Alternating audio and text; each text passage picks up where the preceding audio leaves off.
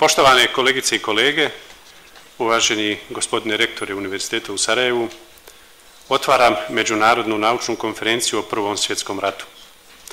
Organizatori ove konferencije su naučni instituti i centri iz Sarajeva, Regensburga, Graca, Ljubljane, Zagreba, Budimpešte, Skopja, Sofije i Varšave. U ime svih organizatora želim vam dobrodošlicu u Sarajevo. 100 godina od početka Prvog svjetskog rata svijet se na različite načine prisjeća te velike nesreće u koju je ušao. Mi smo odlučili organizirati jednu naučnu konferenciju na kojoj želimo razgovarati o svim pitanjima koja su dovela do rata. Konferenciju smo dosta dugo i strpljivo pripremali, odolijevali raznim napadima, pritiscima i insinuacijama, ali nismo dopustili da nam bilo ko određuje teme o kojima smijemo ili ne smijemo razgovarati. Pritisci su bili različiti, a gotovo medijski linč tokom jednog razdoblja 2013. godine je bio doista razočaravajući za slobode za koje se svi zalažemo.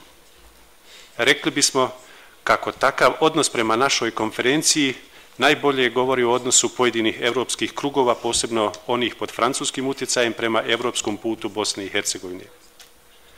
Razočaravajuće je također da su i neki historičari, posebno iz Francuske i Srbije, izravno se uključili u kampanju protiv naše konferencije i naše namjere da otvoreno razgovaramo o pitanjima za koja vjerujemo da su se desila prije 100 godina. Smatrali smo da mi kao naučnici imamo pravo otvoriti sva pitanja, o njima argumentirano i slobodno razgovarati, kao što su i drugi slobodni da na način na koji smatraju dostojnim progovore o toj ljudskoj nesreći. Neko će organizirati koncerte, neko biciklističke trke, neko dovesti Šabana Šaulića i njegov orkestar da 28. juna u ponoć svira na Latinskoj ćupriji, a mi smo se odlučili na dijalog. Smatrali smo da pjesmi i igri nema mjesta u manifestacijama kojima se sjećamo početka ove velike nesreće u ljudskoj povijesti. Šta očekujemo od konferencije? Prije svega, očekujemo otvorenu i argumentiranu raspravu o svim pitanjima vezanim za Prvi svjetski rat. Jedino takva slobodna rasprava može pokazati da li dosadašnje ocjene o tom ratu mogu izdržati kritičku analizu. Konferencija bi mogla pokazati i da li su politički interesi utjecali na ocjene o uzrocima Prvog svjetskog rata, te da li je stanje stvoreno poslije rata na Balkanu, odnosno Europi i svijetu u širem smislu, utjecalo na građenje slike o tom ratu. Mi smo ušli u ovaj projekat s uvjerenjem da nema zatvorenih pitanja i da nema tabu tema. Osim političkih i vojnih pitanja, posebno želimo afirmirati nova i nedovoljno iskorištena istraživačka polja vezana za Prvi svjetski rat, kao što su bolesti, prehrambene ili higijenske prilike, uloga žena, umjetnika, intelektualaca itd. Ubojstvo Franca Ferdinanda u Sarajevu u simboličkom je smislu dalo posebno mjesto ovom gradu ne samo u izbijanju Prvog svjetskog rata prije 100 godina, nego i sada 100 godina od tog ubojstva. Zbog toga je važno da mi večeras i naredna 3 dana, koliko će trajati naša konferencija, budemo svjesni te odgovornosti. Ne želimo aktualizirati pitanja od prije 100 godina, ali se ne smijemo plašiti otvoriti pitanja kojih se neki politički akteri u suvremenom svijetu plaše. Uloga velikih sila, ali i malih sila koje su sebi umislile da su velike sile, legitimne su teme rasprava na ovoj našoj konferenciji. Sada bih molio rektora Univerziteta u Sarajevu, profesora Muharima Avdispahića, koji je podržavao ovaj naš projekt i našu konferenciju od samog početka, da se u ime Univerziteta u Sarajevu obrati i uputi pozdrav sudionicima konferencije. Izvolite, gospodine rektor.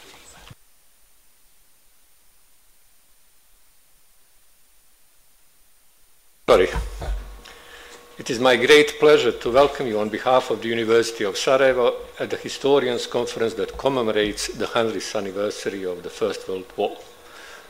The researchers from our Institute for History, jointly with their colleagues from Regensburg, Budapest, Sofia, Skopje, Ljubljana, Zagreb, and Graz, have worked with a commendable devotion for 2 years towards the success of this academic gathering.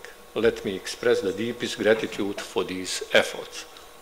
We Shape Our Future is the title of the Sarajevo Declaration adopted last week at the closing of another meeting, the European Youth Summit 100 for the next 100 in the Danube region, organized by European Forum Albach Network and co-organized by our university.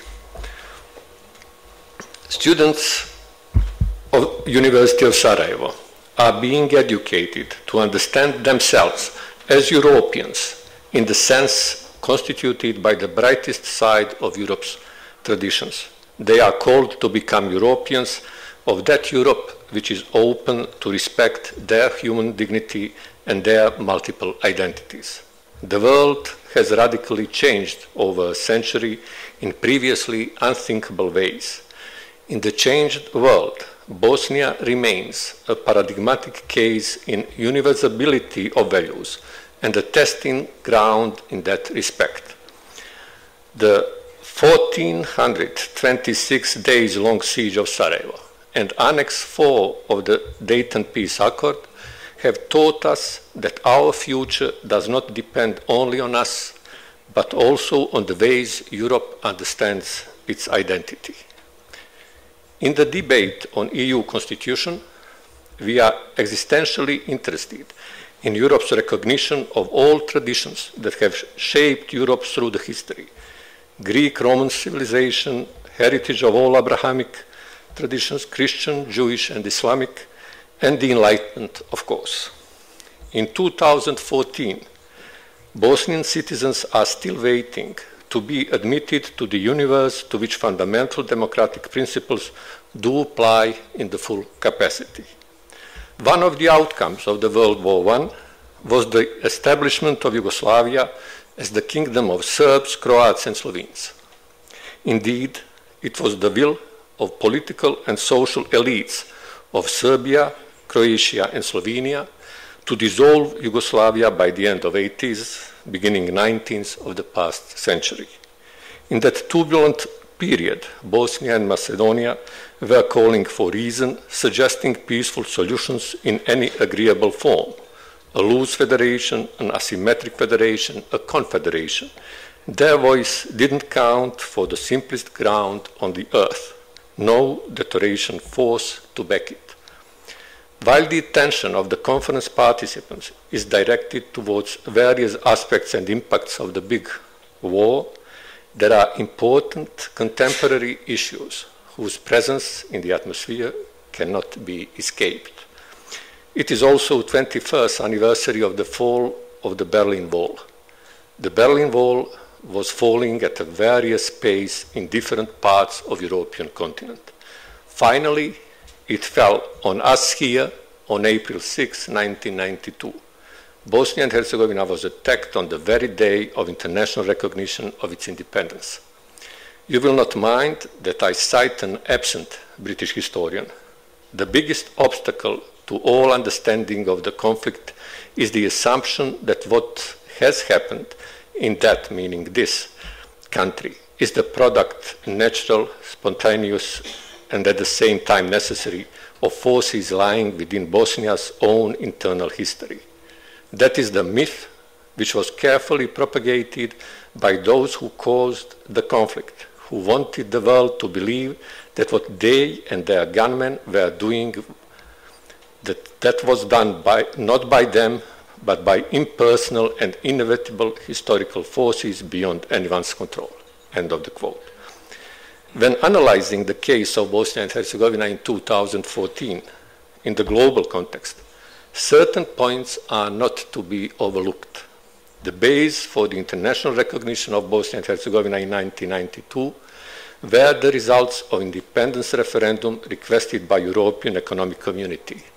The turnout in the referendum was 63.4% and 99.7% of the voters voted in favor. The threshold put by EU to endorse a later Montenegro case was only 55%. Through arms embargo, Bosnia and Herzegovina, a UN member country, was deprived of the right to self-defense. Contrary to UN Charter, no effective means were undertaken to stop the aggression and prevent genocide. Through ZAU Badinter Arbitration Committee, consisting of the presidents of constitutional courts of France, Germany, Italy, Spain, and Belgium, raised no objection to the pre-war Bosnian constitution, Annex 4 of the Dayton Peace Accord imposed a new constitutional act that makes the country unfunctional ever since. As a side effect, Bosnia and Herzegovina was deprived of the name and flag under which it was accepted to the Organization of the United Nations. Releasing the ties of the imposed straitjacket should be a part of the accession process of Bosnia and Herzegovina to EU and not a precondition blocking the country's application for EU membership. We are looking with a hope to a smallest sign of readiness of EU and USA to recalibrate their approach towards Bosnia from such a perspective. It is very unrealistic that anyone can free himself or herself from a straitjacket on its own. The knowledge that such a self-evident truth has to be pointed out is already a source of frustration. As the annual chairman of Rectors' Conference of Bosnia and Herzegovina, I do hope that based on your research and on your personal insights, you will pass the following message wherever and whenever it is possible. From the standpoint of the proclaimed values of the Western civilization, there are no justifiable reasons to hold Bosnia under a straitjacket. I wish you a very successful conference and enjoyable time in Sarajevo. Thank you very much.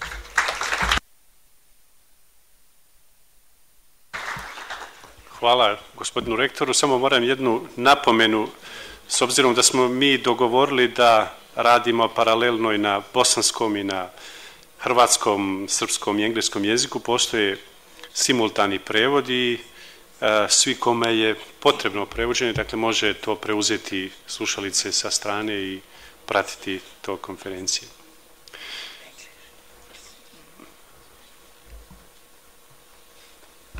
What Tusnja just said, because those of you who will need this information probably didn't understand him.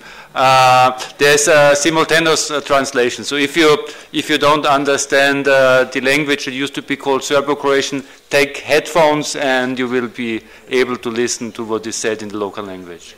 And those who don't speak English, they will also be provided with the translation. Hvala, Uf.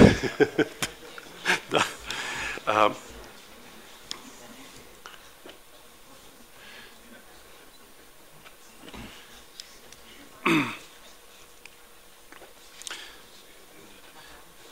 Dakle, mi smo bili predvidjeli još da svi organizatori konferencije, koje sam ja na početku pomenuo, obrate se sudionicima i da vas pozdrave.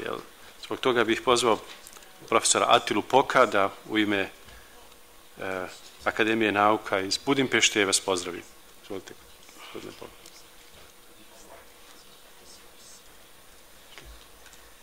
Thank you very much. My name is Attila Pok and I represent the Research Center for the Humanities of the Hungarian Academy of Sciences, and I have to apologize on behalf of the General Director of this center who was unable to come.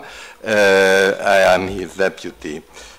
Our research center consists of 7 research institutes with about 400 persons as researchers, including archaeology, art history, ethnography, history, literary history, philosophy, musicology. The First World War is a watershed not only in the history of our country, but if you look at the history of the development of all these disciplines, in each case you can observe also a major turning point. That's the reason why we decided to join this team, and it was a great experience. We have been working together now for more than a year, and I do not want to waste the time by thanking every co-organizers in particular. I just would like to thank Professor Kamberovic for his incredible patience and persistence during the difficult road to today. Just one remark to the substance. We know in Budapest, and I think quite a number of colleagues know that elsewhere as well, that doing history, dealing with history is not limited to the task of the historians. Politicians also deal a lot with history, education deals with history, and public memory also deals with history. All we can do is a modest enterprise. We are trying to deal with the memory of the First World War on the level of scholarship, and we very much hope that the exchanges on this level might enrich the dialogues on other levels as well. So thank you very much.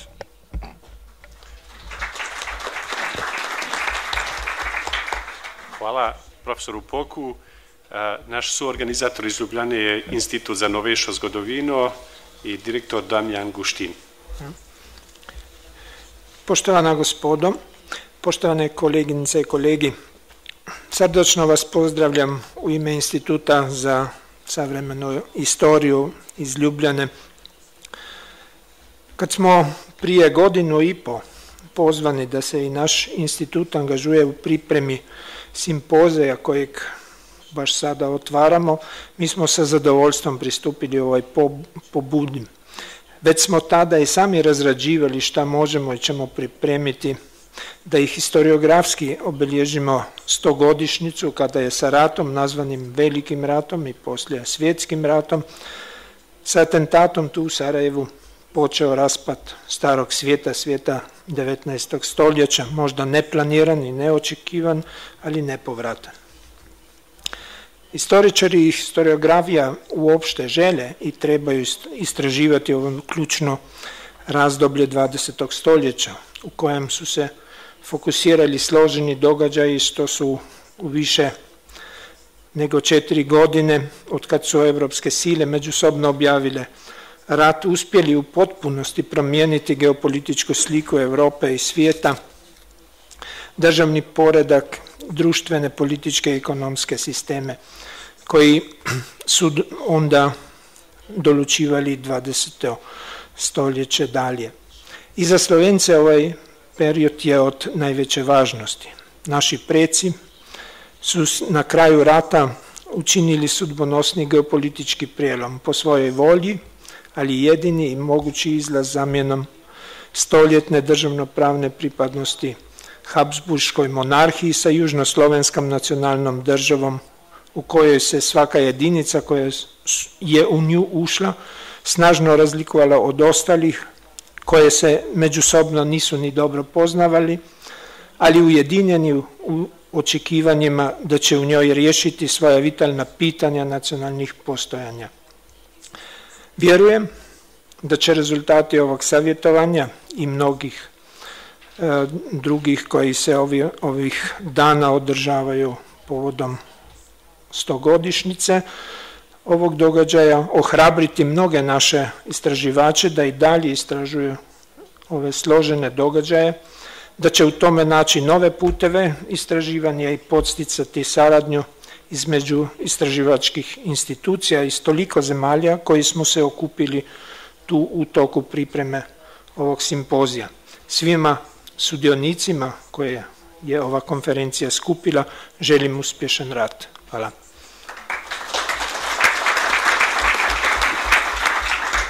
Hvala doktoru Guštinu iz Sofije, partneru i suorganizatoru ove konferencije Institut za balkanske studije i trakologiju Bugarske akademije nauka.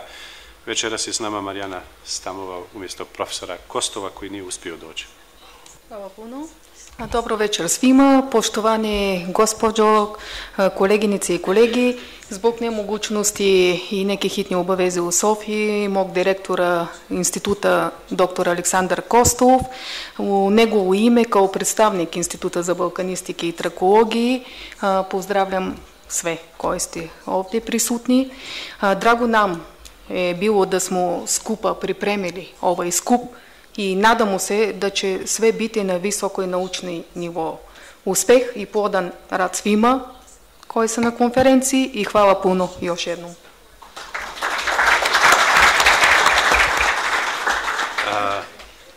Suorganizator konferencije iz Skopja je Institut za nacionalnu istoriju, a predstavnik dr. Đoko Čakarjanevski.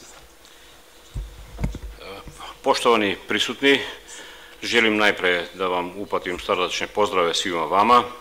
Želim vam dobro večer. Ja želim da vas pozdravim u ime Instituta za nacionalnu istoriju koji je veoma zainteresovan za ovakve naučne skupove koje su za nas, recimo Makedonce, veoma važni, zato što i sam naš Institut za nacionalna istorija, on istražuje ovaj značajni period iz makedonske istorije, toliko više što se važna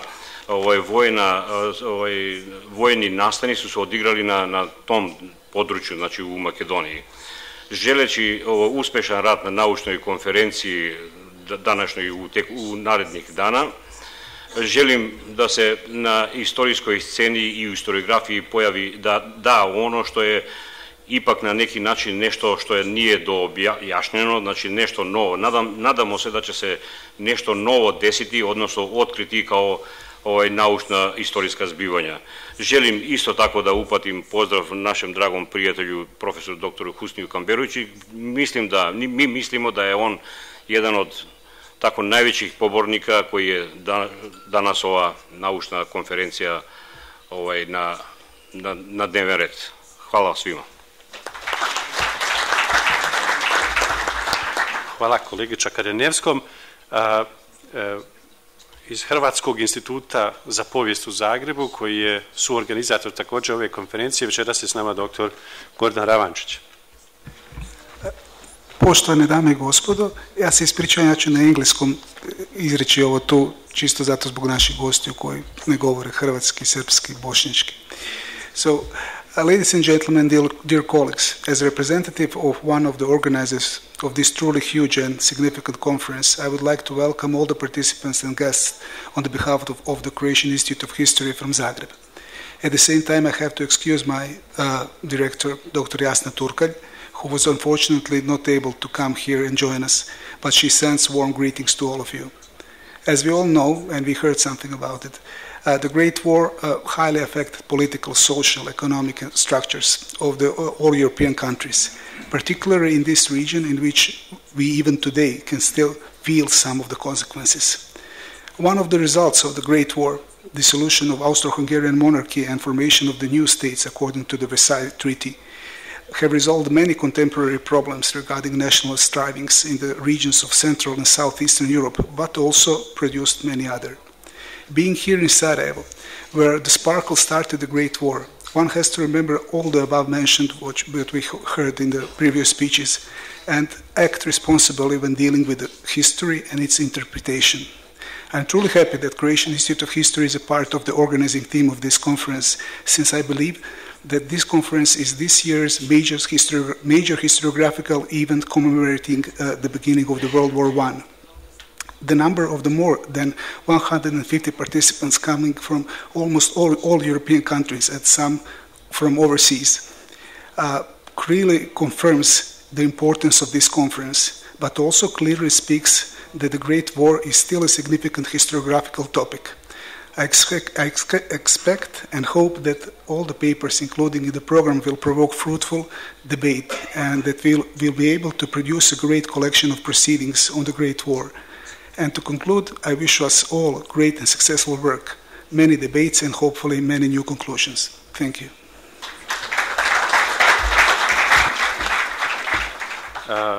Jedan od suorganizatora ove konferencije je i Centar za jugoistočno evropske studije Univerziteta u Gracu, ali direktor profesor Florijan Biber će stići tek večernjim letom iz Beča, tako da on nije u prilici da vam se večeras obrati, ali će svakako sudjelovati u nastavku naše konferencije.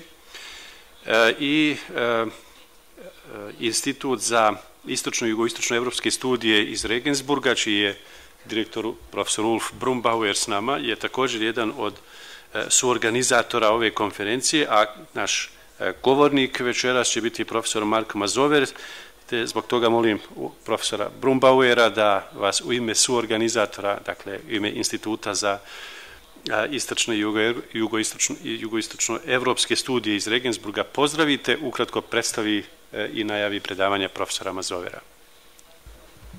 Well, not much has been left for me to say, with the exception of introducing the most important speaker of tonight, which I will do in a second. But first of all, let me also greet you and welcome you in the name of the Institute for East and Southeast European Studies, which is located in Regensburg, Bavaria, Germany, which is an interdisciplinary institute that also deals with the history of Eastern and Southeastern Europe. Our today's keynote speaker and opening speaker of the conference is certainly one of the most eminent historians of Europe, and one of the, I think, almost unique features of Mark Mazauer's work is that he has approached European history from its Southeast European angle. One of the very few specialists of Southeast European history that has really made an impact on European and international history. Mark Mazauer studied at Oxford and at Johns Hopkins University. He holds a PhD in modern history, awarded also by the University of Oxford, and he is currently director of the Heyman Center for Humanities at Columbia University in New York. He is an author of an impressively long list of books, and I think what is even more impressive is not so much the quantity, but the importance and significance of these books that make a contribution to a couple of really very important debates of European, but also Southeast European history. Let me mention just a couple of them. I guess that most of these books are well known in this audience.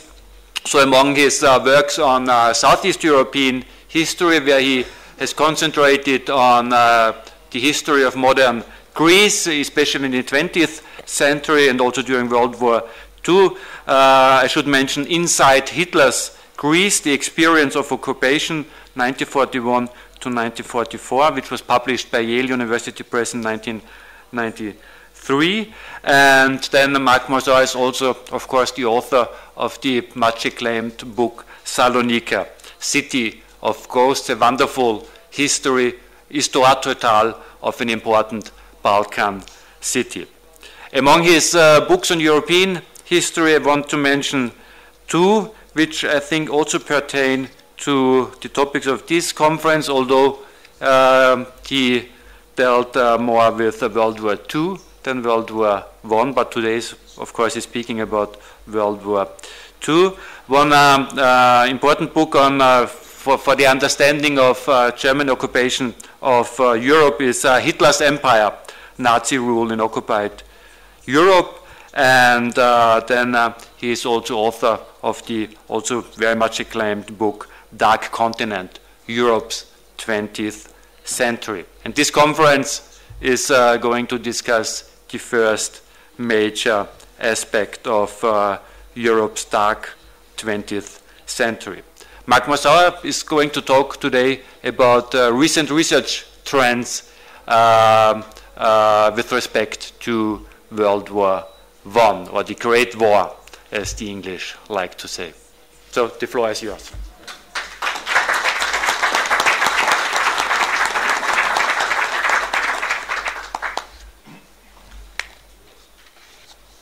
It's a pleasure to be back in Sarajevo. Organizers very much for the invitation. The last time I was here was 20 years ago, and coming in from the airport, where UNPROFOR was the only airline flying at that time, I shared a taxi with an Austrian journalist, and I asked the obvious question, "What are you doing here?" "Don't you know what day it is?" she responded. It was June the 28th. Getting to work immediately, she quizzed the driver. "What do you think of Gavrilo Princip?" "That bloody Serbian terrorist," was his answer. One thing that episode reminds me of is that then, as now, for most of the world, Sarajevo was equated with the origin of the war of 1914, even when the city as then was in the grip of another very real war. That association was still intensely powerful in 1994, and I think it is no less powerful today. Maybe more so, in fact, for some interesting opinion polls suggest that something very striking has been happening with the passage of time. Unlike 20 years ago, we live in a time where surely pretty much all the surviving combatants in the First World War are dead. Yet to judge from the evidence of a French poll of only a few years back, younger generations, that is to say people in their teens and in their 20s, are inclined to rank the Great War more highly when asked than their elders as the critical event that shaped the 20th century. One could understand that as time goes on, the Second World War would cast a weaker shadow of them. But why the renewed significance attached to the First World War? I think it's a fascinating and important question. It shows that the subject is far from exhausted, and it poses a challenge to historians to respond to this popular desire, to grapple with its legacy. I think that historians are doing this with energy and imagination. In what follows, I'd like to offer a sketch of how historians have approached the subject of the war over the past century, and how their studies have affected the profession of history itself, and how, in turn, they've been shaped by the changing concerns of the present moment.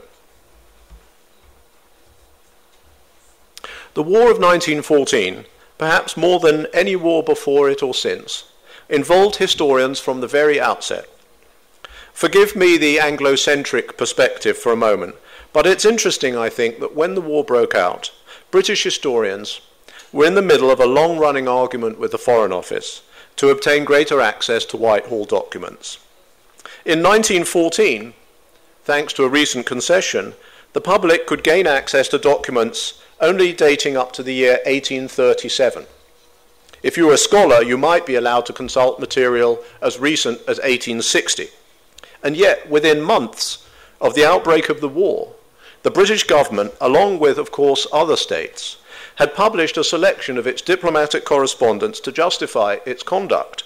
And this was followed in early 1915 by a book by James Headlam Morley, History of 12 Days, July 24th to August the 4th, 1914, which provided a narrative of events based on the documents. Critics charged the Asquith government with secretiveness and with ignoring the need under modern conditions to understand the importance of educating the public through what they called enlightened patriotism, basically meaning access to documents.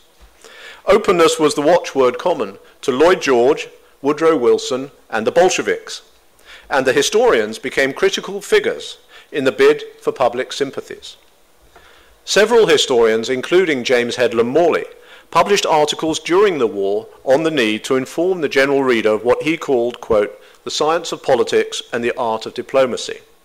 And the diplomats themselves were increasingly alarmed at the wild stories that were circulating about how the war had begun, and they slowly started to see the need to control or shape the historical narrative as best they could. I'll give you one example. A senior British civil servant, Lord Sanderson, notes in March 1918, and I quote, "A number of publications have recently appeared containing reviews of our foreign policy. The majority of them, although there's every sign of their being carefully compiled, suffer from the fact that the writers, in the absence of authentic English documents, have accepted assertions of somewhat imaginative foreign publicists. The details are scarcely in themselves worthy of contradiction or qualification, but the cumulative effect is considerable." And so a historical section was formed within the British Foreign Office, partly to respond to such concerns and partly to produce materials of use to diplomats at the peace conference. In early 1918, the historical section numbered some 15 researchers, mostly working on the so-called peace handbooks for use in Paris. And actually they produced some very fine historical work, but there isn't much evidence that the diplomats read any of it. Arming one's own diplomats with arguments that would be useful round the conference table was one thing, but reaching out to shape public opinion was quite another. And so it wasn't the career diplomats but the motley crew of historians and journalists in the British Propaganda Unit, better known as the Political Intelligence Department, which numbered some very remarkable scholars, and this was just the British angle. Men like Arnold Toynbee, Lewis Namier, and Alfred Zimmern were in the Political Intelligence Department. It was that department that was conscious of the need to win over the public. When Headlam Morley had penned his first official narrative of events that I mentioned in 1915, he'd been allowed to consult, but not to cite or quote from official documents. 3 years later, he tried to explain in a memo to the senior civil servants above him why secrecy had not served the Foreign Office, but had in fact led to its marginalisation. And I quote, this is from Headlam Morley, explaining to the diplomats why they're pushing themselves to the margins. Under modern conditions, an office such as the Foreign Office cannot hold its own unless in some way or another it takes the public into its confidence more than it has done in the past. The form of government to which we are tending is one in which the real power will be in the hands of the great public offices, but they will be subjected to a much more vigorous and constant criticism than they have in the past. We've already had experience of this with regard to the Foreign Office. The only way of meeting this criticism, much of which is and will continue to be very ignorant, is that we should do all we can to build up a sound opinion, and this can only be done by providing educated and interesting members of the public full information. The following year, Whitehall permitted Headlam Morley to contribute to a 6-volume study of the peace conference. In short, the diplomats were realizing they needed historians. By this time, of course, what the interwar German scholar Bernhard Schwertfeger called in 1929, wonderful phrase, the World War of the Documents, was already well underway. The Bolsheviks had started the ball rolling by publishing the text of the secret treaties at the end of 1917. They were followed by Kautsky, and then more systematically by the extraordinary achievement of Weimar Germany's official history, Die große Politik der europäischen Kabinette, of which no fewer than 40 volumes of documents appeared between 1922 and 1927. As we know, the Germans had been led to do this in their effort to refute the war guilt clause of the Treaty of Versailles, which had pinned the sole blame for the outbreak of the war on Berlin. But the result was that Headlam Morley's arguments, which had been ignored earlier by Whitehall, now gathered force. The volumes of Große Politik were intended as an aspect of interwar diplomacy, and it was obvious to Germany's opponents that to do nothing would be to allow the German case to go by default. Even before this, Whitehall had been concerned. People would not necessarily be persuaded by the Kautsky selection of documents or their Austrian equivalent, but they might certainly come to feel that the British and French claim that had been made in December 1918 that there's no point setting up a neutral commission to inquire into the causes of the war since, quote, Germany's responsibility had long since been incontestably proved, that this claim was looking shaky. What is striking in retrospect is the reluctance and hesitancy with which governments tiptoed down the path of official publication. In the UK, it took the formation of a Labour government to give the green light for British collection of official documents. The French publication effort started in 1930 and took longer, ending only in 1953. As for the Italians, and I don't know if anybody's ever tried to use the Italian collection of documents for the First World War, this series was only started to be published after the end of the Second World War. One reason for this was money, which was always short in the 1920s, even for prestige projects, and despite what historians might have liked to think, the official document collections were not a prestige project.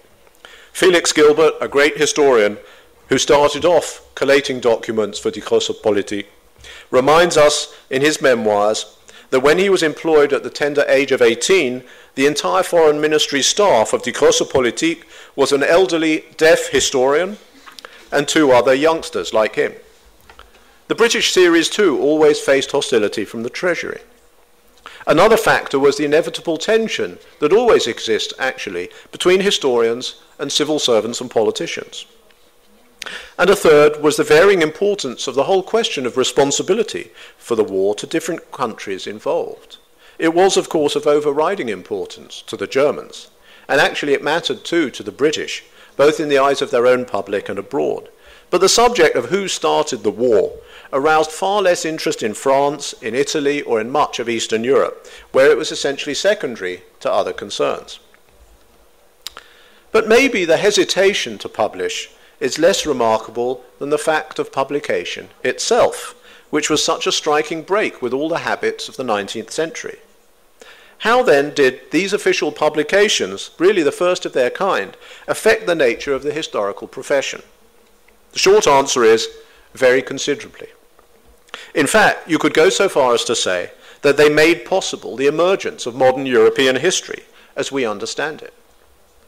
In the early 1920s, it's helpful to remember, modern European history was so marginal, even in a relatively well-funded university system like the American, that its beleaguered scholars had to found a special journal in order to ensure that they would be published.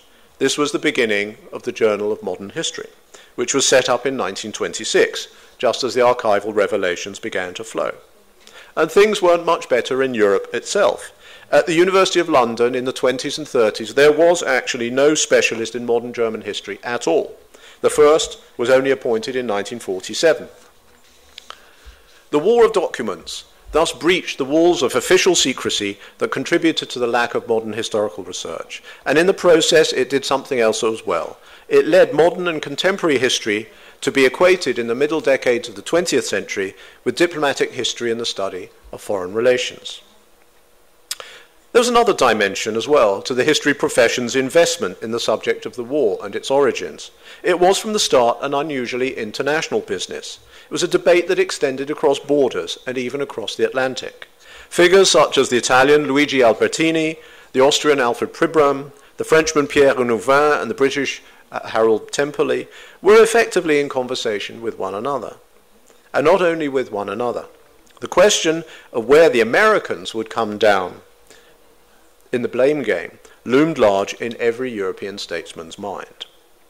Much of the serious work was in fact being done by American historians, and in the 1920s both the Germans and the British came to feel that American public opinion over who had started the war was the crucial battleground.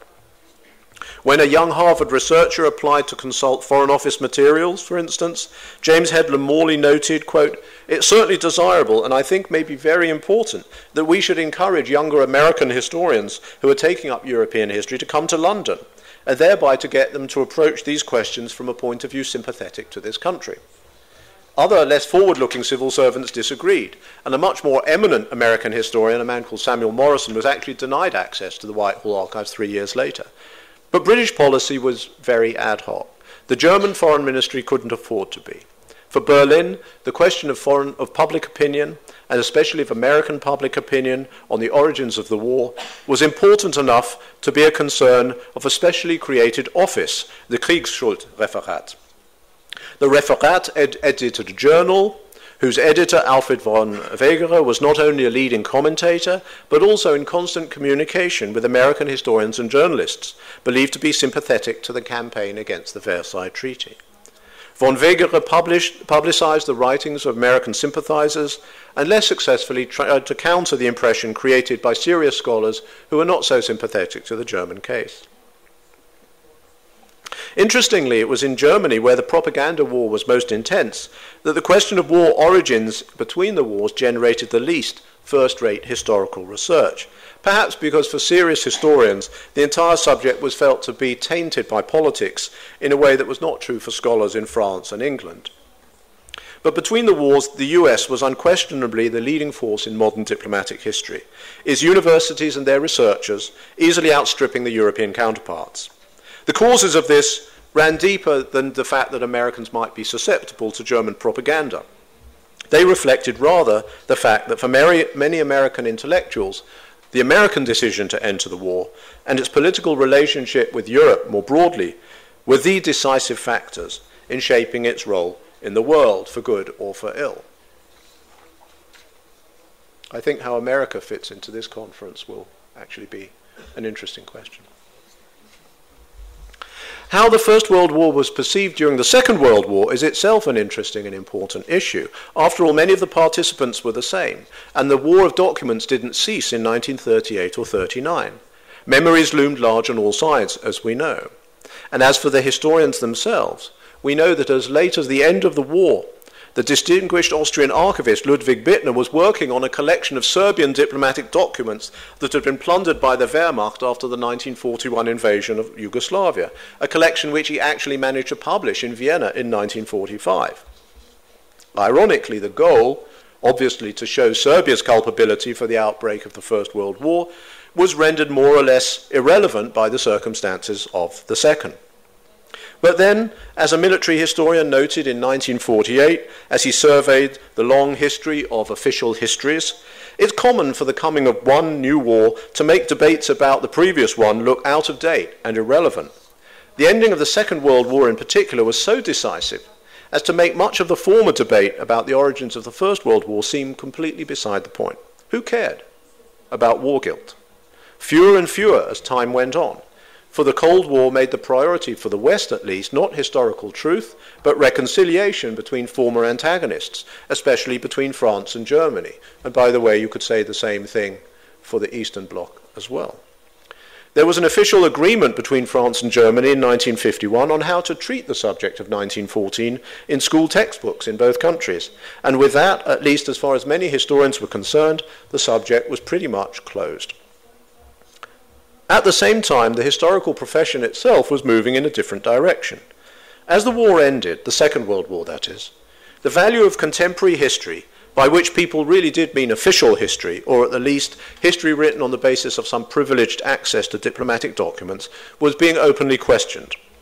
Harold Temperley's student, Herbert Butterfield, published an extraordinary attack on the dangers of official history in 1949, dangers which he said had been vastly intensified by the fact that governments everywhere had woken up over the 30 years since the end of the First World War to the importance of what we'd now call controlling the narrative.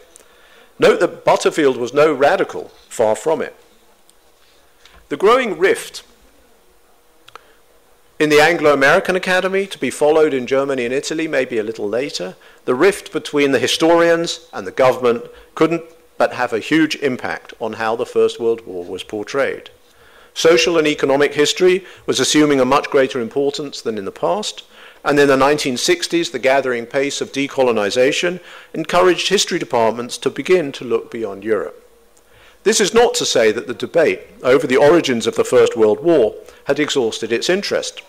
On the contrary, I'll give you one example. The success of the British historian A.J.P. Taylor's 1954 book, The Struggle for Mastery in Europe, testified both to its hold over historians and its attraction for the general public. And yet, in some ways, the kind of history that Taylor espoused represented the end of a path. More controversial, and at the same time an indication of the relative poverty of Taylor's approach, was his 1961 provocation, the book on the origins of the Second World War. This book, as you may know, created an uproar. In it, A.J.P. Taylor basically says nobody was really to blame for the origins of the Second World War. And it reflected an approach which, as in the struggle for mastery on the origins of the First World War, regarded diplomacy as a completely non-ideological matter. It was, if you like, the reductio ad absurdum of such an approach, to apply this to the world of the Third Reich. Could diplomacy and ideology really be so neatly separated? As it was, in the very year that the book appeared, the scholarly world was being shaken by another work which took almost a diametrically opposite approach and in fact dramatically reopened the old war guilt question, Fritz Fischer's Griff nach der Weltmacht. The impact of Fritz Fischer's work has recently been surveyed in an extremely useful collection of articles in the Journal of Contemporary History, and I won't bother to summarize their findings here. Suffice it to say that his book, which firmly cast the blame for the origins of the war on Germany, was not only a bombshell within the Federal Republic, it rekindled interest in the subject of the war's origins elsewhere. Meeting heavy resistance initially from the historians inside West Germany, it was embraced by journalists there and taken up by scholars on both sides of the Atlantic. Indeed, together with the war crimes trials that were going on in the early 60s as well, and the rapid growing scholarly interest in the relatively unexplored history of fascism takes off in the late 1960s, Fritz Fischer's intervention may be seen as a key moment in a generational reckoning with the cost of the Cold War and the compromises that had been involved with the forces of European conservatism. But the impact of Fischer's work was paradoxical.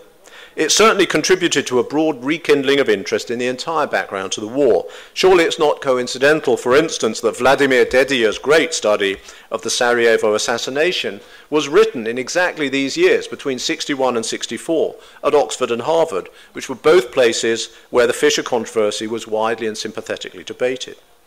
But Fritz Fischer's findings, which outside Germany were widely supported, drove research inwards in a double sense, into the German archives, for one thing, and into the domestic political and social structures of Wilhelmine Germany for another. By 1973, a scholar summarizing this debate could write as follows. Few scholars, this is 1973, would now dispute Germany's decisive responsibility for the outbreak of the 1914-18 war. What has remained an issue to this day is the question of what really motivated the Kaiser and his advisors to unleash so disastrous a conflict. Much of this research has concentrated on the internal problems, dilemmas and conflicts of Wilhelmine government and society. In fact, it's become more and more fashionable to study the social history of pre-1914 Germany. In a way, that was the problem. The agenda for the next 20 or 30 years of German history was effectively set. The signpost erected by Fischer to guide the historians of 1914 led down a path back into the heart of Germany. One generation explored the reasons for the unusual belligerence of German governing institutions, sometimes focusing on the court or the Kaiser, sometimes on the Junkers, sometimes on the oddities, supposed oddities of German social structure. Another then arrived to challenge this approach, less interested in the question of 1914 than in finding the right way to analyze German social development. The results were extraordinary. Between 1965 and the century's end, the study of Germany became the core of professional modern European history, for sure in the Anglo-American Academy and perhaps more widely. But over time, it tended to have less and less directly to do with the First World War. John Roll, a historian at Sussex, was an obvious exception to this, and his work over many years on the Kaiser and his court remained focused on this subject and has exercised a profound influence in focusing our attention on the cultural and social weight of the military before and during the war.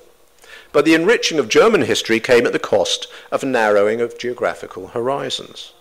Fischer's book had been concerned not only with the question of responsibility for the origins of the war, he'd been anxious also to chart the scale of Germany's imperial imaginings, and his research into Berlin's dreams of global revolution across Central Asia and the Middle East was pioneering. These things were almost entirely ignored at the time and afterwards. So too, to a surprising degree, was the whole question of Wilhelmine Germany's Ostpolitik. It remains surprising to me how uninterested historians were in the 60s and 70s in charting the revolutionary dimensions of the war. By the 1970s, the whole war guilt question felt past its sell-by date. It remained, through sheer force of inertia, on college syllabi. Poor students at Sussex, where I taught for a time, were still having to do the origins of the First World War into the 1990s, and for all I know, they may still be able to do it. But diplomatic history had become, across much of the Western world, a marginal force, overshadowed by social and then cultural history. As a view of power, it looked thin. Few theorists believed any longer there was much point in studying governments, as though lobby groups, economic interests, and bureaucratic rivalries could be set aside. The document fetishism of the old historians was vulnerable to criticism. In France, the historiographical revolution of the Annales school swept all before it, and people wrote off the diplomatic history of 1914 as histoire événementielle, leaving only a few historians of international relations to carry the torch, as others explored the social and cultural parameters of the Union sacrée. Increasingly, the First World War as a subject was being overshadowed by fascism and the interwar crisis more generally, and latterly by the growth of interest in the Second World War. But this certainly didn't mean that no one was studying the Great War. On the contrary, in the era of Vietnam, war itself was under scrutiny as never before. Only now it was the war, rather than its outbreak, that was galvanizing interest. Military history, as the study of operations and campaigns, gave way to the history of war. One of the pioneers of this, Michael Howard, argued that it was in 1914 to 18, as never before, that war became, to use the characteristic adjective of the 1970s, total, erasing old boundaries between the soldiers and society and making the war itself a branch of what he called general history. This opened up several new avenues for research, some of which we will hear about in the coming days, and moved scholarship away from the document fetishism of the past, away from the endless search for the smoking gun that would prove or disprove culpability. On the one hand, there was the study of men at war, and it was mostly men. The soldiers and their experiences, their attitudes towards fighting, were they enthusiastic, were they reluctant? For the historian Michael Geyer, making the history of war part of general history meant focusing on, quote, the survival of civility in the midst of man-made mass death. The front experience was plumbed for insights into the generation that had endured it, a generation that was later drawn both to pacifism and to fascism across Europe. But for kindred reasons, the experience of war encouraged pioneering studies of gender and masculinity, some of them offering a way into the prehistory of fascist violence, others, like George Mossey's work, using the war experience to make larger claims about the consolidation of certain conceptions of masculinity by the interwar European nation-state. Mossey himself also pioneered the study of commemorations and official representations of the war and their subsequent staging. At its most fundamental, such staging could be seen as officialdom's strategy for making mass killing not merely palatable, but praiseworthy, and for this reason other scholars were drawn, as they still are, to look more searchingly at ordinary soldiers' attitudes, both to the killing they were ordered to perpetuate and to the death that they witnessed around them.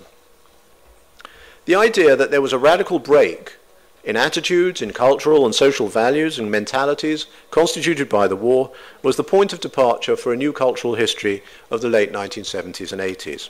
Paul Fussell's classic 1975 book, The Great War and Modern Memory, argued the war had bankrupted 19th century views of war itself and paved the way for modernism.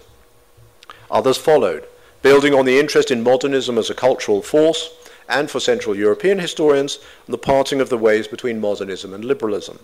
There was much debate over what the cultural consequences of the war actually were, and as this debate progressed, it became clearer that much of the force of Fussell's critique stemmed from its focus on elite culture, especially in Germany.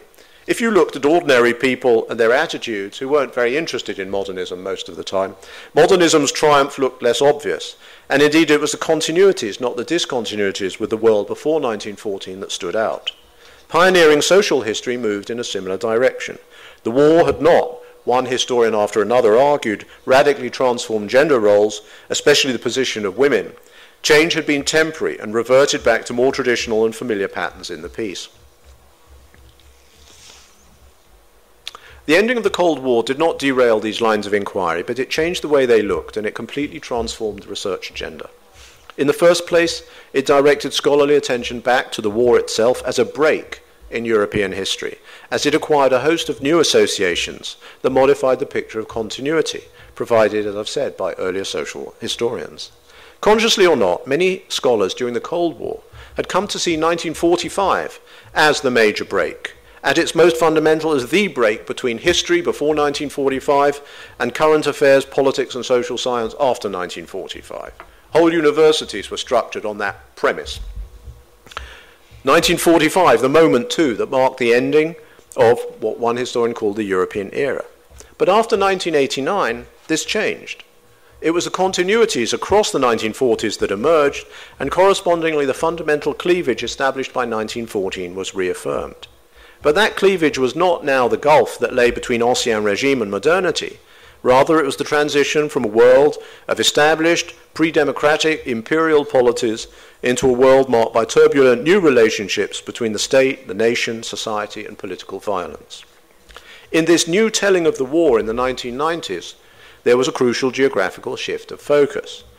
Older scholarship had almost unwittingly prioritized the front experience of the Western campaigns and of Western European society more generally. Europe, for historians somewhere between the 1920s and the late 1980s, usually meant Germany and maybe Britain. Even France was usually given secondary treatment, and most other countries scarcely got a look in. Norman Stone's magisterial book, The Eastern Front, that had been published, I think, in 1975, had few, if any, successes. About the only book that I know of on the Russo-German front. Russo-German Habsburg front, I should say. Partly this was because there were so few historians in Western countries of Eastern Europe and Russia, never mind of the Balkans and the Ottoman Empire. But mostly it was because historians still regarded these fronts as sideshows. After 1989, and I would say especially after 1992 and the Yugoslav wars, this changed radically. One reason was internal to the profession. The growing interest in the Holocaust in the Second World War had produced a sense of the importance of the fighting on the Eastern Front and the Balkans, and this naturally led people back into the First World War to try to explain why all those German senior officers in 1941 who had been junior officers in 1914 to 18 had got their ideas from. But the other reason was external, the collapse of the USSR, and above all the war in the former Yugoslavia, as I've said, which raised anew the relationship between the war and nationalism. The result since then has been an explosion of works that has significantly deepened our understanding of the very different war in the East. It was in the East, for instance, that one saw most clearly the way military commanders would utilize a conception of security that led them to see civilians as enemies, deporting hundreds of thousands of people away from sensitive border zones, conscripting millions for labor service, or giving the green light for reprisal policies that led thousands, sometimes as we know hundreds of thousands, to being killed. Several scholars have shown that as power tilted, especially in the Central Powers, from civil to military control, but it would also be true of Russia, the generals were given carte blanche to pursue essentially political projects, in occupied Poland, the Baltic states, and Serbia, for instance, of staggering scope and ambition, projects that pointed the way towards the militarized authoritarian states of the interwar years. Several other historians have explored the refugee crisis that Russian as much as German generals generated in the Tsarist borderlands. Ryan Gingeras, a young historian of the Ottoman world, has explored the way in which population politics came to serve as a security policy for the Young Turks in wartime Anatolia. This homes in on the nuances of civil-military relations, but in a very different way from the 1980s. As historians have ventured into this terrain, the question of state-sponsored mass violence against civilians has become a central issue. To what extent can we see the ethnic cleansing and mass reprisals of the war years as a precursor to the genocide of the Second World War? That's a big question for historians. The most searching comparative analysis has been provided by a man called Mark Levine in his recent 2-volume history of genocide.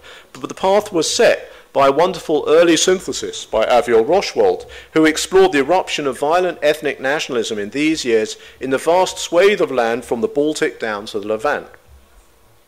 Several other scholars have set this violence in the context now of Russian-Ottoman relations. And indeed, the question of how the war shattered empires and forced the redefinition and restructuring of communities along national lines has become a central obsession of our day. Some of the most interesting historians have looked at the forms of violence that emerged in the transition between states, notably the rise of warlordism in parts of Eastern Europe during and after the Russian Revolution. Joshua Sanborn's work on the rise of the warlords in Russia is revelatory of the way the war in the East created new kinds of entrepreneurs of violence, who flourished briefly before the conditions that had facilitated their rise vanished. This topic points the way perhaps to a kindred theme, the study of the micro-polities that emerged on paper or in reality for a brief moment before disappearing again from the map, but whose rise and fall tells us something about the fragility of state-making after the Great War that we can't appreciate in other ways. I'm thinking of those various international cities, some of which came briefly to fruition, others of which never came to fruition, the moment of Ukrainian independence, the momentary glimpse of provisional government in Western Thrace, either side of the war of 1914 to 18. If you look up the Wikipedia page for disestablished states, you'll see there are 91 entries for 1918 alone. It's worth remembering that established states, too, could be changed so dramatically by the circumstances of the war that they were, in effect, new entities. Think, obviously, of the way the war changed Serbia into part of the new kingdom of Serbs, Croats, and Slovenes, or the way Greece first acquired and then lost an Anatolian shoreline. Taken together, this work has allowed us to see the war of 1914 to 18 in a much larger geographical and temporal frame than ever before. Geographically, it now extends across Europe into Eurasia and through the Ottoman lands. Few historians have taken up Rochwald's invitation to explore the comparative dimensions of the war and the post-war experiences in the Balkans and the Middle East, but perhaps we'll be able to do so here. As it is, it's become impossible to disentangle the war proper from the Balkan wars that preceded them, and where the Ottoman lands are concerned, perhaps you have to go back to 1908 or even earlier. Similarly with the terminal date, 1918 makes no sense in the East. Poles and Lithuanians were fighting one another into 1920, Russians and Poles into the following year. War bleeds into revolution, and revolution into civil war. This has encouraged a new questioning of the way in which the war transformed notions of sovereignty. Instead of assuming that the First World War simply rendered the forms of sovereignty unworkable that had existed till then, scholars today are asking about how the conflict threw older conceptions of sovereignty into doubt. Military occupation itself, as a juridically intermediate sovereignty regime, has come under scrutiny, and there was a clear connection there. People get interested in military occupation as a legal regime when American forces go into Iraq in 2003. It's very clear. We all want to know what does military occupation really mean juridically. And so people start to ask that for the First World War. And some serious scholars have shed light on the occupation and what it reveals of civil-military relations during the war itself. Such studies gain resonance in highlighting the differences with Central Power behavior in running military occupations in the Second World War, but they have also illuminated the extraordinarily harsh treatment of civilians after 1914 as well. And so it connects up to new work and what one recent historian has called the humanitarian moment that marked the war's ending, and looks forward to the later history of human rights as well. A key aspect of this foundation on sovereignty has been its international character. One historian has noted that unlike the older cultural history, this new history of international norms and bodies doesn't assume that the nation-state provides the natural framework for analysis. Indeed, what we see currently is an effort to analyze the way in which the war helped generate modern international norms and institutions, things like the League of Nations. The growing interest in the topic of international governance makes it impossible not to look again at the Great War as the catalyst for new forms of concerted action in the realm, say, of refugee aid and humanitarian action, or the administration of camps for prisoners of war. Scholars have begun to chart how scientific advances were prompted by the war. Others have shown how the war effort prompted new forms of state action, some of which provided a springboard for figures like Jean Monnet or Arthur Salter, who rose to prominence in the League of Nations, or later the Movement for European Cooperation. And as I've already suggested, the way in which the war changed the role of historians themselves can be seen as another instance of this wholesale transformation of the modern state. A final point may be pertinent to point out, especially in the light of this conference's title. International dimensions of the war have rightly been emphasized, but the same cannot really be said for its regional and global dimensions. I've already indicated that the Balkan and East European aspects of the war have generated a new interest over the past 20 or 30 years, but their regional character, if indeed they have a regional character, which could only actually be assessed when you compared one region with another, has not been much explored. Was there a Balkan experience of the war? Well, obviously in some ways, since at least some of these states had the common experience of fighting since 1912. And it's certainly true that some of Europe's newest and weakest states found themselves facing similar problems of paying for and surviving a war of much greater duration and intensity. But I think the enormous diversity of experiences after 1915 is going to make generalization very difficult. As for the global history of the war, this remains in its infancy. Lawrence Sondhaus's World War I, The Global Revolution, pays lip service to the notion, but its chief contribution lies in its focus on Central Europe. A genuinely global history of the war would need to cover some very different dimensions.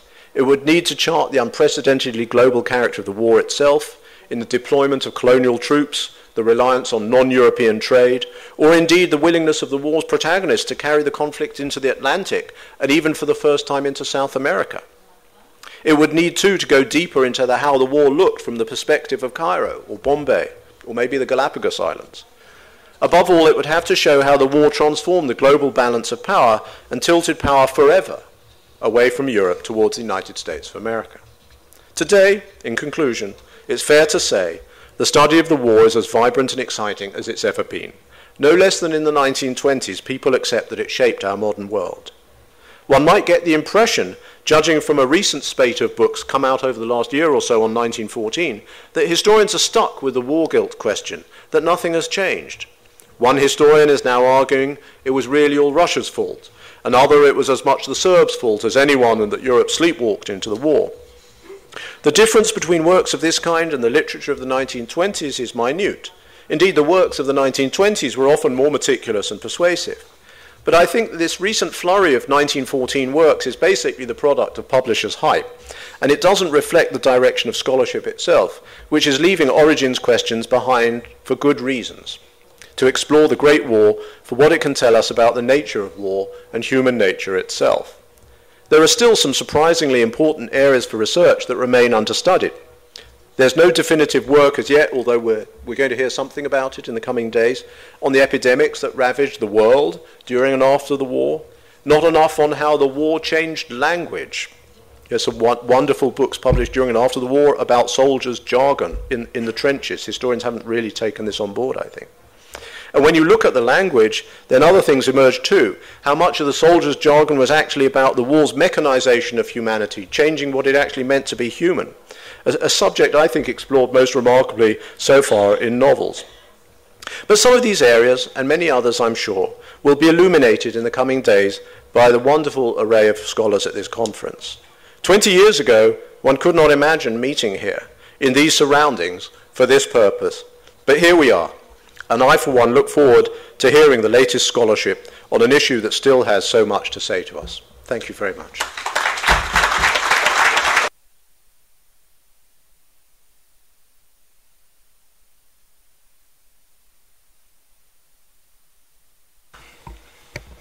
Hvala profesoru Mazoveru i najavljujem profesora Atilu Poka koji će diskutirati o radu predavanju profesora Mazovera. Thank you very much. First of all, I have to apologize with the audience for two reasons. Being the last obstacle before dinner is not an easy task. And the other reason is that it was just a couple of days ago that I got the honoring request to be the commentator to Professor Mazover's presentation, and perhaps my remarks will not be as organized as they should be. As Professor Mazover in his brilliant presentation was pointing out, throughout nearly a century, the changing focus of research on the First World War, especially on the causes of the First World War, I thought that as good history, as his presentation also showed, seems to be the most present-oriented history. It very well reflected how the changing present changed the approaches to the war. And I should like to follow his example by trying to point out some that I think are very sensitive issues, but probably they will call for serious discussions in the course of our conference. Let me quote one of his remarks. He says, "The ending of the Second World War in particular was so decisive as to make much of the former debate seem beside the point. Who now cared about war guilt?" Obviously referring that Germany's responsibility seems to be obvious. Fewer and fewer as time went on, for the burgeoning Cold War made the priority for the West at least, and let me emphasize this point of his, at least not historical truth, but reconciliation. Let me ask here a very provocative question, and I think it's not easy to ask such a question in Sarajevo. Does more knowledge at all lead to reconciliation? Maybe the more we know, the fewer chances we have for reconciliation. I am not sure, but this is a question. Or is it at all the aim of research to pave the way towards reconciliation? What is the relationship between reconciliation and historical truth? So I think this is one of the fundamental questions, I think, that we shall have to discuss it. I cannot deny that both this remark and the other remark that might follow were shaped not only by Professor Mazover's presentation, but also by the experiences of the last 1.5 years as we were involved in the preparation of this conference. One, again, a provocative remark I should like to make. I have the impression, and a number of colleagues have the impression, that the nation state seems to be the unavoidable precondition of any integration. So it's a remarkable process how the big empires at the end of the First World War fall apart, But in the longer run, we can somehow assume, or we can come up with the hypothesis, that it is only the experience of living for some time in the form of a nation state that can lead some politicians and social groups to the conviction that integrations might be of some use.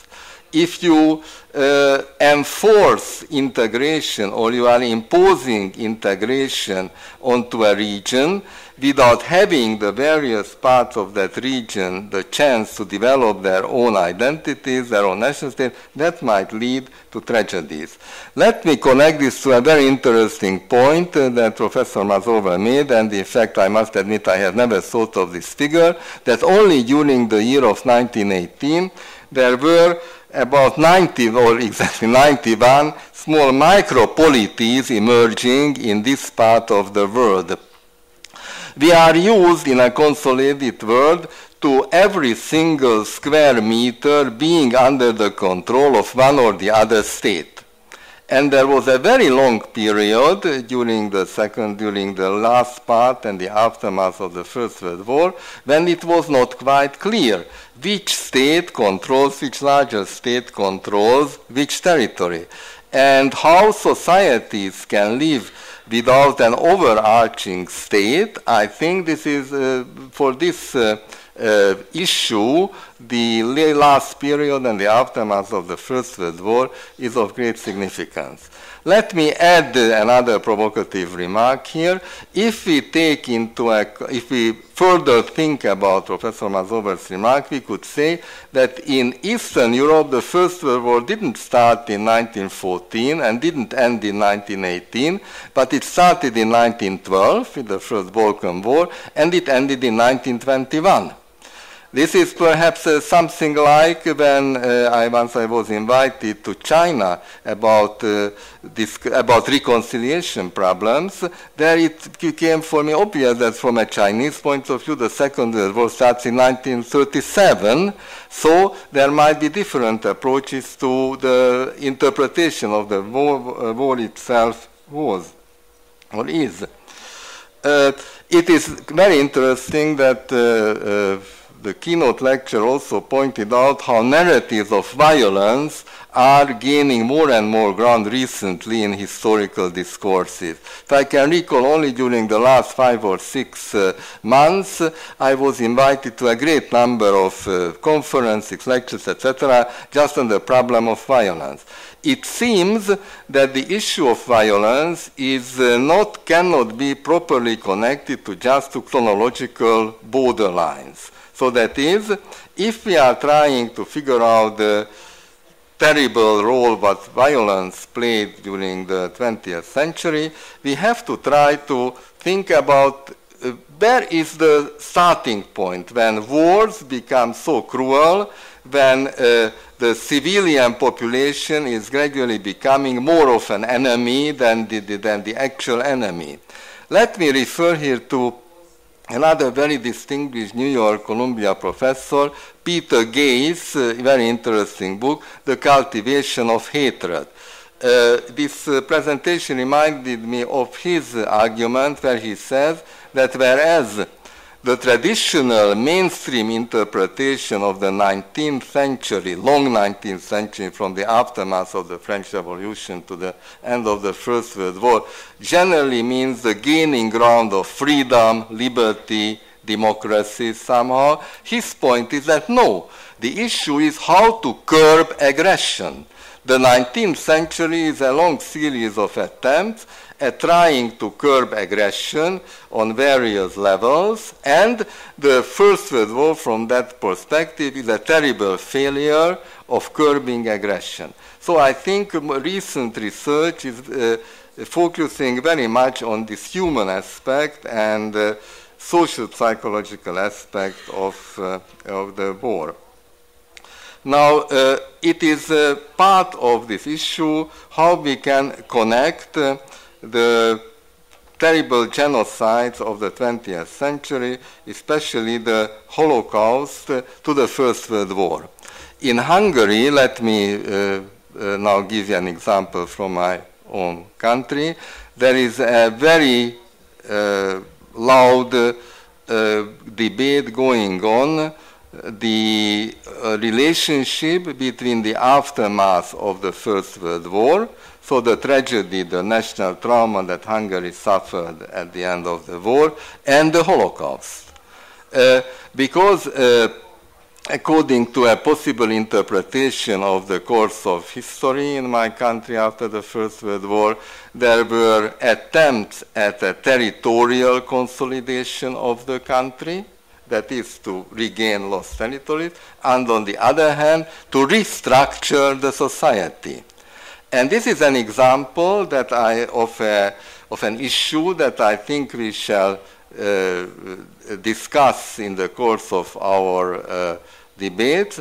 Where are the limits of a state, where a state can really interfere into the private sphere? How far can it go? How far can it go in the interest of the national community or larger communities? What gives legitimacy to a political elite to speak on behalf of the interests of a given nation or community? A very important issue in connection with the First World War. As I promise not to keep you very long, let me finish my remarks also with a point that was also one of the last points of Professor Mazover's paper, that's about language. He said that one of the interesting research agendas is language of the First World War. I think even when we are trying, we are not saying the same, of course, about a great many issues. It might be a challenging task to try to work out some kind of a common language, trying to find some common denominator for defining such basic concepts as who is a victim, who is a perpetrator, who is an onlooker, who is a freedom fighter, who is a terrorist. Of course, we shall never agree about who is in what quality, but somehow, even if Wittgenstein once said that the greatest obstacle to communication is language, because it's so difficult to formulate proper concepts, let us hope that the way that you developed, and this impressed me very much when I first started coming here, the concept of naš jazyk, our language, that you have Serbian, Croatian, Slovenian, and you talk to each other, although you are speaking different languages. What about trying to do that as historians developing the guild's own language, and even if politicians do not necessarily adopt this language all the time, let us try to present our modest contribution to a possible dialogue, and let us try to figure out whether our work helps or doesn't help reconciliation. Thank you very much for your attention.